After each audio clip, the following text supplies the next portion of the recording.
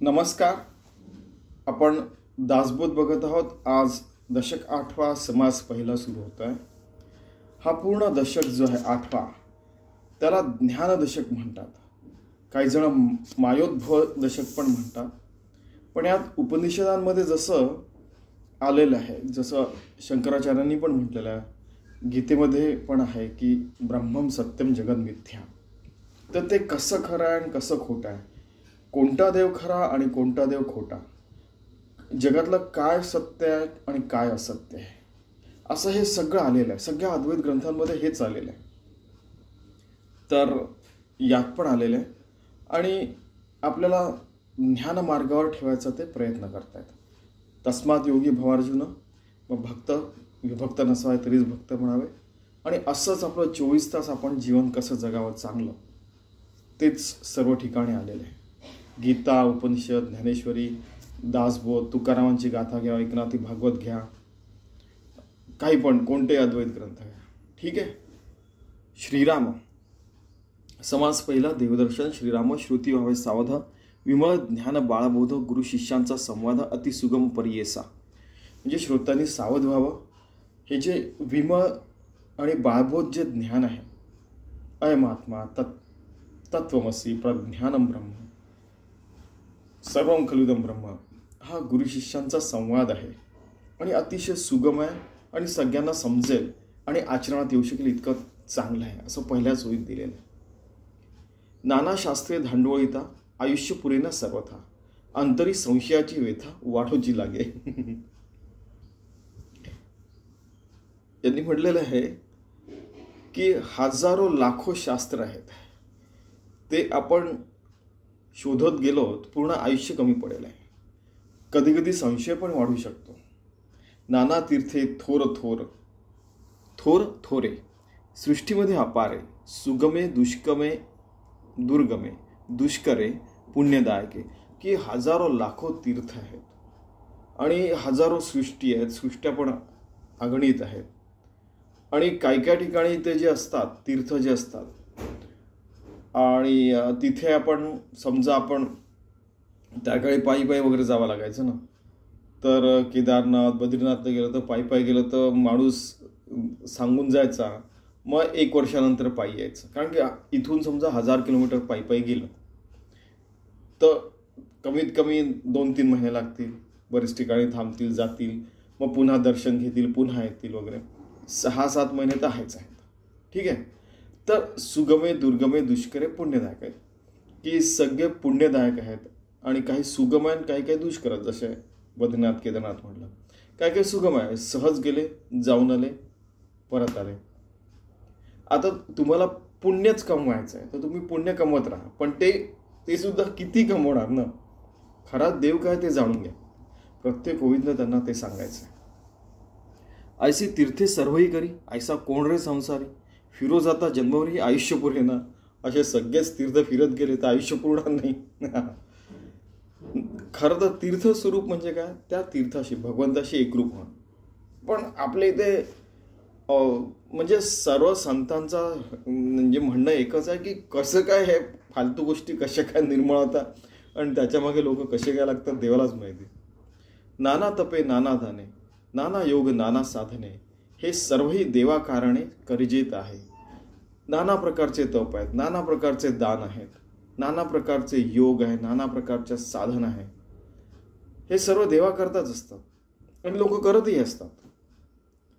पावावया देवाधी देवा, बहुविध श्रम करावा, तेणे देव ठाई पाडावा. हे सर्व मत की देव जर का प्राप्त करून घ्यायचं तर खूप कष्ट करावे लागतात. रे आम्ही खूप कष्ट केले देव, म्हणजे असं जे म्हणतात, हे सर्वांचं मत आहे. पण हे पूर्णच सत्य असं नाही. काही जणांना सहज साध्य पण होऊ शकतं. ठीक आहे. पावावया भगवंते, नाना पंथ नाना होते, तया देवाचे स्वरूप ते कैसे आहे. की भगवंत प्राप्त करायला नाना पंथ आहेत. म्हणजे शैव आहे, शाक्त आहे. तो आता तुम्ही लिस्ट काढली तर बघा ना, द्वैतवाद, अद्वैतवाद, विशिष्टात्व अद्वैतवाद, आणि तुम्ही बघा कोणता धर्म तो धर्म असं खूप काय. तर या देवाचं स्वरूप ते कैसे आहे. मग आता त्या देवाचं स्वरूप कसं आहे, कोणत्या मार्गाने जायचं, कसं ठरवायचं आहे की नाही.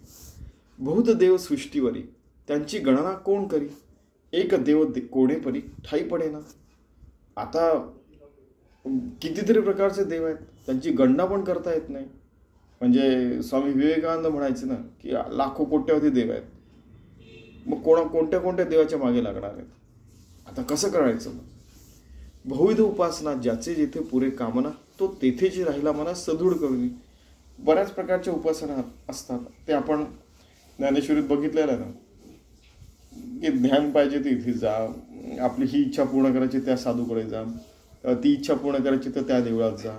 असं ज्याची जिथे पुरे कामना, जिथे कामना इच्छा पूर्ण होतात तिथे जाऊन त्याची मग श्रद्धा बसते, मग ते तसंच जन्मभर करत राहतं. पण त्याला ते कळत नाही की खरं आत्मज्ञान झालं, मुक्ती मिळाली तरच आपल्याला जन्म मरणाचा फेरा चुकेल आहे. नाही तर पुन्हा पुनरपी जन्म पुनरपी मरण याच्यात आपण त्या इच्छा आकांक्षाच्या मागे लागून पुन्हा जन्म आपला वाया जाऊ शकतो. बहुदेव बहुभक्त इच्छा झाले आसक्त, बहुऋषी बहुमत वेगळं आले. बघा की कित्येक प्रकारचे देव आहे, कित्येक भक्त आहेत, कितीतरी आसक्त निरासक्त अशा बऱ्याच प्रकारचे ऋषी मुनी सगळे होऊन गेले आणि काय काय प्रत्येकाने आपापले मतं मांडलेले आहेत वगैरे वगैरे आहे. बहु निवडिता निवडेना, एक निश्चय घडेना ना, शास्त्रे भांडती पडेना निश्चय ठाई. कितीतरी असे पंथ आहेत आणि मत आहेत आणि काय विचारधारा पण आहेत. निश्चित नाही करतात की कोणतीही विचारधारा चांगली आहे. एक शास्त्र दुसऱ्या शास्त्राशी भांडत असतं, मग कशाचा निश्चय करायचा आणि कुठे राहायचा आपण. गुरु शिष्यांचा संवाद आहे, कळूनच येत आहे. बहुत शास्त्री बहुत भेद, मतांचे विरोध आहे, ऐसा करिता विवाद बहुत गेले. खूप शास्त्र वाचले, अगदी मतमतांतर झाले, विरोध झाले, डिबेट म्हणजे वादविवाद झाले आणि असे वादविवादात जिंकून हरू असे कितीतरी गेले. पण त्यांना परमात्मा कळला की नाही याची शंका आहे, असं स्पष्ट लिहिलेलं आहे. सहस्त्रामध्ये कोणी पाहे देवाचा विवेक, परी त्या देवाचे कौतुक ठाई न पडे. हजारो माणसांपैकी कित्येक जण देवांच्या मागे लागतात, पण खरा देव काय याचा विवेक फार कमी लोक करतात. ठाई न पडे कैसे म्हणता, तेथे लागली अहंता, देव राहिला परता अहंता गुणे. की समजा कळलंच नाही तर आमचाच देव श्रेष्ठ, आमचेच सद्गुरू श्रेष्ठ, आमचेच हे श्रेष्ठ, आमचाच धर्म श्रेष्ठ, आम्ही म्हणतो तेच खरं आहे. झालं, अहंता आली आणि सगळं नष्ट झालं. आता असं हे बोलणे नाना योग ज्या कारणे, तो देव कोण्या गुणे ठाई पडे. आता असं हे बोलणं, देव कोणत्या गुणांमध्ये मुळे आपल्याला प्राप्त होईल ते आपण आता बघूया. देव कोणाशी म्हणावे, कैसे त्याशी जाणावे, त्याची बोलणे सभाय बोली जाईल. कोणाला देव म्हणावं, कसं जाणावं आणि म्हणजे त्याच्याबद्दल काय सांगावं हे सगळं ते म्हणतायत की ते आता तुम्हाला कळेल. जेणे केले चराचर, केले सृष्टादी व्यापार, सर्व करता निरंतर नाम ज्याचे. की ज्यांनी पूर्ण हे चर आणि अचर सृष्टी निर्माण केलेली आहे, सगळे व्यापार सुरू आहेत. सर्व करता निरंतर नाम आहे, जो सर्व करता आणि निरंतर सगळं चाललेलं आहे आणि त्याला काहीतरी नाम देतात. कोणी राम म्हणतात, कोणी देवी म्हणतात, काय काय म्हणतात समजा. तर तो कसा आहे ते पण आपण बघूया. तेणे केल्या मेघमाळा, चंद्रबिंबी अमृतकाळा, तेजे दिले रविमंडळा जया दे. की त्यांनी पूर्ण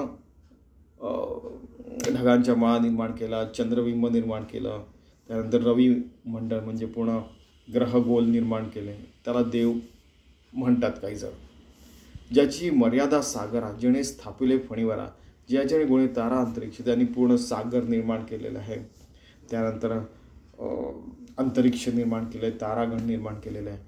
चारी खाणी चारी वाणी 84 लक्ष जीवनी, जेणे निर्मिले लोक तिने त्या नाव देव. की ज्या त्या देवाने चारी खाणी आणि चारी वाणी ते निर्माण केलेल्या आहे. चारी वाणी म्हणजे परापश्यंती वैखरी माहिती आहे तुम्हाला त्या, आणि 84 लक्ष योनी निर्माण केलेले आहेत आणि असे कितीतरी लोक निर्माण केलेले आहेत, त्याला देव म्हणतात.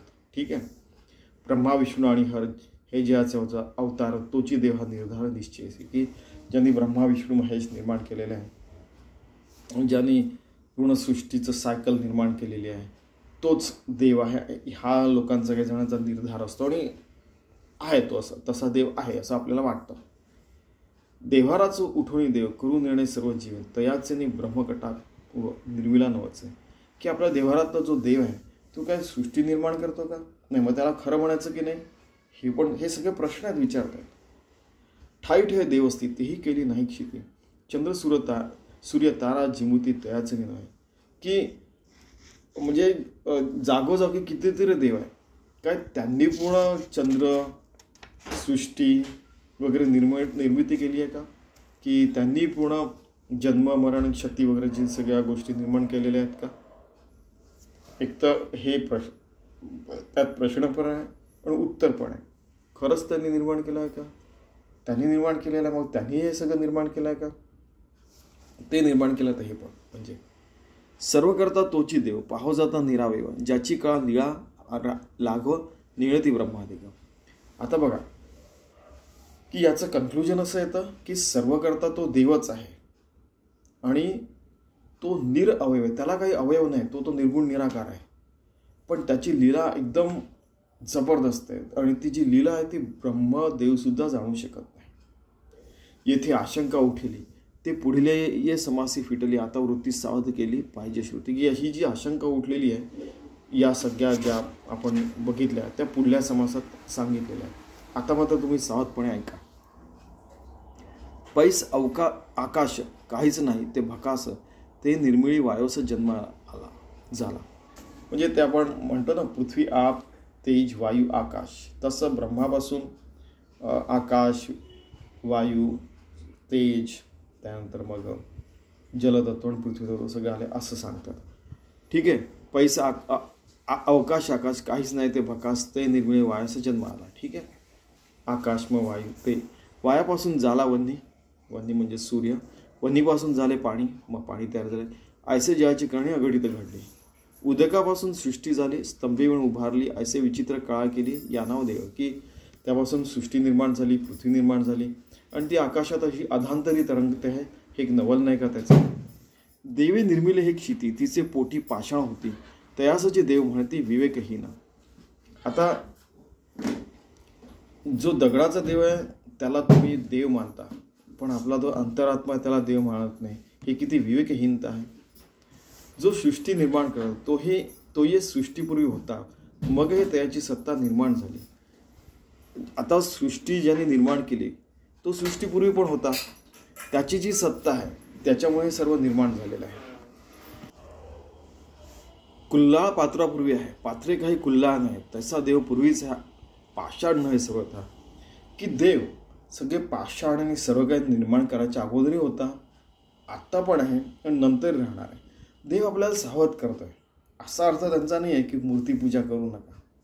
फक्त तुम्ही समजावून घ्या की त्या पाषाण मूर्तीची तुम्ही पूजा करता तेव्हा त्याच्यापासून तुम्हाला पलीकडे जायचं आहे. नाही तर याचे एक्स्ट्रीम अर्थ घेणारे आणि भांडण करणारे पण लोक असतात. म्हणून ते सावध करतात. अरे बाबा त्यातून परत विचार कर आणि त्याच्याहून पलीकडे जा असं त्यांना म्हणायचं. वृत्तिकेचे सैन्य केले करते वेगळे राहिले कार्यकारण एक केले तरी होणार नाही. की आपण मातीचे सैन्य केले तर जो निर्माण करणारा तो तर वेगळाच राहतो की नाही. तथापि होईल पंचभौतिक निर्गुण नव्हे काही एक कार्यकारणाचं वेग भूतांपरता नाही. की पंचमहाभूतांचं सर्व काही निर्माण केलं आहे तो निर्गुण निराकार परमात्मा त्याच्यापेक्षा वेगळाच राहील. अवघी सृष्टी जो करता ते सृष्टीहूनही परता. इथे संशयाची वार्ता काढूची नाही. की सृष्टी ज्याने निर्माण केली आहे तो या सृष्टीपेक्षा पलीकडे आहे.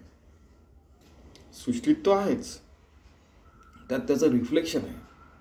म्हणजे रिफ्लेक्शन म्हणजे जसं आरशात आपण हे बघतो ना ते बघा. म्हणजे सगळं ज्ञान इंग्लिशमध्येच बोलण्यामुळे कधी कधी मराठी हिंदी बंगाली संस्कृत आपले जे नेहमीच्या बोलण्याच्या भाषेत त्या येत नाहीत बघा. त्याच्यातच ते भगवंत परावर्तित होऊन दिसतो मला सगळ्याच्यात. मला सर्वत्र भगवंतच दिसतो आणि यात संशयाची वार्ता काढूची नाही असं समर्थ रामदास म्हणतात. खांबसूत्रींची बाहुली जेणे पुरुष नाचविली तुझी बाहुली तर हे बोली घडे केवी. की कठपुतली जी असते ती आपण जो कठपुतली नाचवणारा असतो तो वेगळा असतो, तो कठपुतली नसतो. वा. छाया मंडपीची सेना, सृष्टीसारखीच रचना, सूत्रे चाळी परी तो नाना व्यक्ती नव्हे. की आपण समजा एक मातीची मूर्ती तयार केला आणि सेना निर्माण केली आणि त्याचं रिफ्लेक्शन बघितलं आरशामध्ये, ठीक आहे, तर आपल्याला असं दिसतं की ते सैन्य तर किती अगदी खरं वाटतंय वगैरे वगैरे, पण ते खरं नसतं. आणि त्याला निर्माण करणारं पण समजा आपण असलो तर त्याच्या भिन्न राहतात. तसंच सूत्रधार, सृष्टीरचनाकार तो अव्यक्तपणे अलिप्त राहतो, एवढंच त्यांना म्हणायचं. तसा करता देव परी तो नव्हे सृष्टीभाव, जेणे केले नाना जीव तो जीव कैसनी, ज्याने स्वतःच इतके सारे जीव निर्माण केलेले आहेत, 84 लक्ष योनी वगैरे वगैरे, तो त्याच्यापासून वेगळाच राहील ना. जे जे ज्या करणे पडे ते ते तो हे कैसे घडे, म्हणून वायांची बापडे संदेह पडते. आता उगाचच आपण या संशयात पडायचं नाही, आपण याच्या पलीकडे जायचं, संदेहात राहायचंच नाही कधी. कारण की जे जे काय निर्माण केलेलं आहे तो निर्माण करणारा या त्याच्यापासून वेगळाच असतो. सृष्टी ऐसेची स्वभाव गोपूर निर्मिले बरवे, परी तो गोपूर करताना निश्चयसे, ज्याने गोपूर निर्माण केलेलं आहे तो माणूस वेगळाच असतो, गोपूरमध्ये नसतो.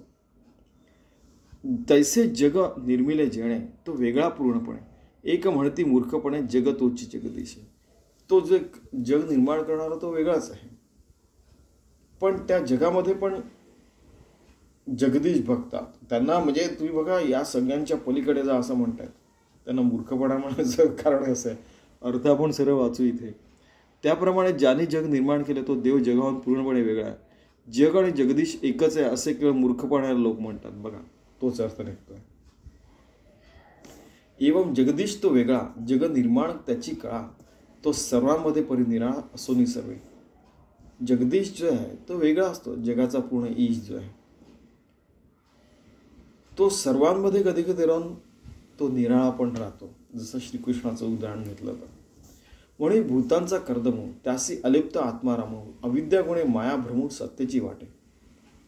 की या सर्व भूतांचा जो कर्ता आहे तो खरं तर अलिप्त आणि आत्माराम आहे, पण अविद्यामय झाल्यामुळे आपल्याला ती माया आणि भ्रम खरं वाटायला लागतं. ठीक आहे का? सरळ सरळ आपलं मन या सगळ्या विश्वातून काढून घेत आहे. आपलं जबरदस्त ग्रंथ आहे बघा. माया उपाधी म्हणजे मायोपाधी जगडंबर आहे सर्वही साचारा, ऐसा हा विपरीत विचार कोठेच नाही. ठीक आहे, हे सगळं अवडंबर बांधलेलं आहे. मायोपाधी म्हणजे की आपण देह आहे, असा आहे, तसा आहे, असं असं सगळं काही. म्हणून जग मिथ्या साचा आत्मा, सर्व ब्रह्मम सत्यम जगन मिथ्या, आत्मा सत्य आहे, जगत मिथ्या आहे. सर्वापर जो परमात्मा अंतर्बाह्य अंतरात्मा व्यापून असेल, आत बाहेर सर्वत्र परमात्माच भरलेला आहे, हे लक्षात घ्या. तयास म्हणावे देव ये हे अवघेची वाव, ऐसा आहे अंतर्भाव वेदांतीचा.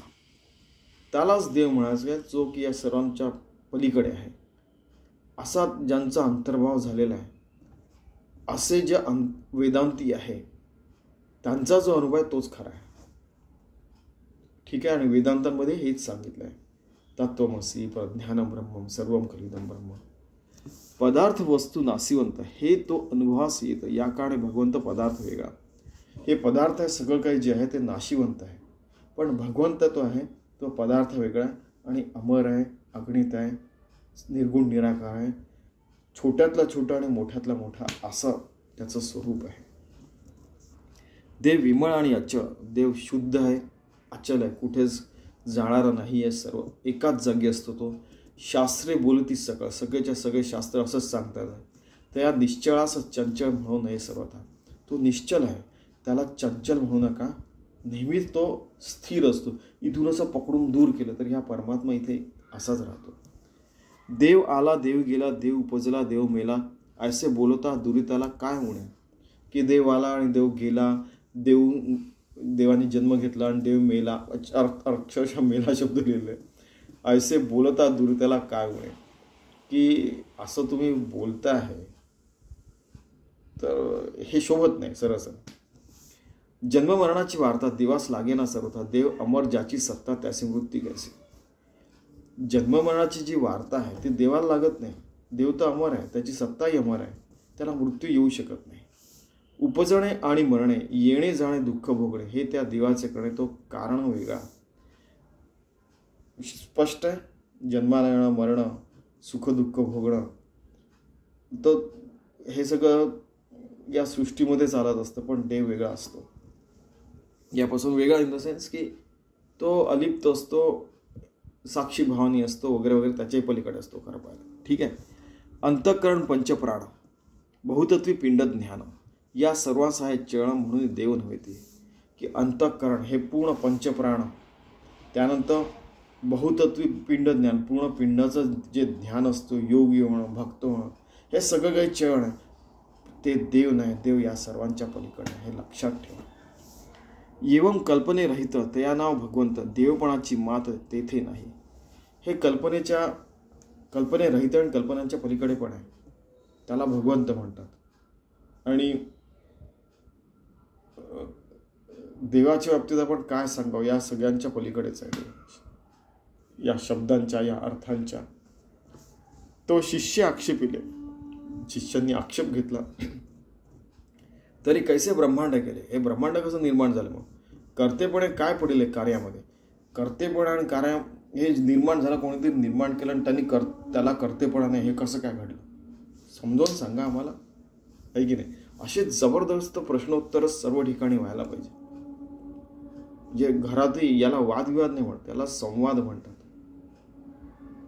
म्हणजे वर्गांमध्ये पण प्रत्येक विषय शिकवताना खूप प्रश्नोत्तर व्हायला पाहिजे. पण आजकाल प्रश्न विचारणारे विद्यार्थीच नाही, किंवा त्यांना एनकरेजच केलं जात नाही.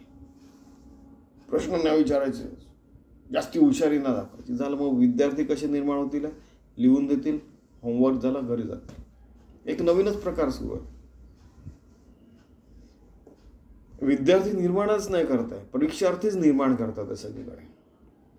ठीक आहे. याला खरे विद्यार्थी म्हणतात. की सगळं नॉलेज असलं तरी काही ना काहीतरी किलमिश राहून जातं, की जे आपल्याला माहीत नाही ते आपण विचारलं तर आपल्याला कळू शकतं. ते